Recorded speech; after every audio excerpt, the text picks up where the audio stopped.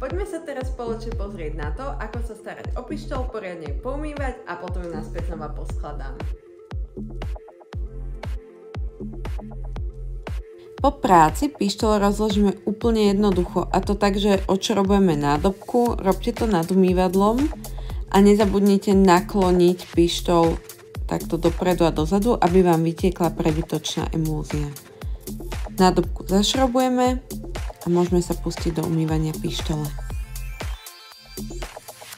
Napustíme si vodu, napúšťame okolo tiesnenia a následne odšrobujeme jednotlivé komponenty, ktoré sú na prednej strane, to znamená spojovaciu maticu, klobúčik. Všetko postupne poumývame pod tečúcou vodou a trysku pištole, ktorú musíme tak troška povytiahnuť ideálne nechtom, ako vidíte na videu. Prepláchneme vodou a odložíme. Niekedy sa vám môže stať, že spolu s tryskou vytiahnete aj červené tiesnenie ihly. Nezlaknite sa toho, ak sa vám to náhodou stane, kľudne iba tiesnenie vráte naspäť na ihlu.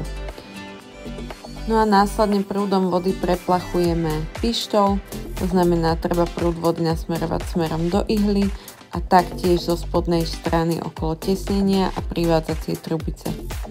Na záver opäť pištoľ popreklápame dopredu a dozadu, aby sme vyliali prebytočnú vodu a necháme uschnúť. Teraz si ukážeme, ako pištoľ naspäť zložíme. Je to veľmi jednoduché. Ako prvé skontrolujeme, či na ihle je červené tiesnenie.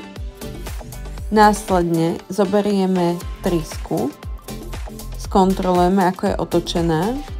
Musíme pozerať, aby hore a dole boli tie výrezky. Vložíme a ono to tak pekne plynule do seba zapadne. Vždy, keď pištoľ skladáte, majte na pamäti, že veci majú ísť jednoducho. Nič nerobte silou.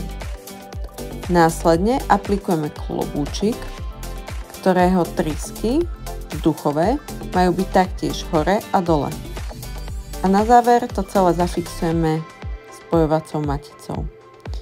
Robíme to tak, že si pridržíme trysku a s klobúčikom, aby sa nám nehýbali a už len dotiahneme. Maticu nedoťahujeme príliš silno, aby nám išlo dostatočné množstvo emúzie, ktoré ešte potom zregulujeme kolieskom, ktoré práve ukazujem. Nasadíme rukoveď na telo pištole a môžeme ísť na to. Nezabudnite si pred každou zákazničkou urobiť skúšobný nástreh na servítku, aby ste vedeli, akú intenzitu máte nastavenú.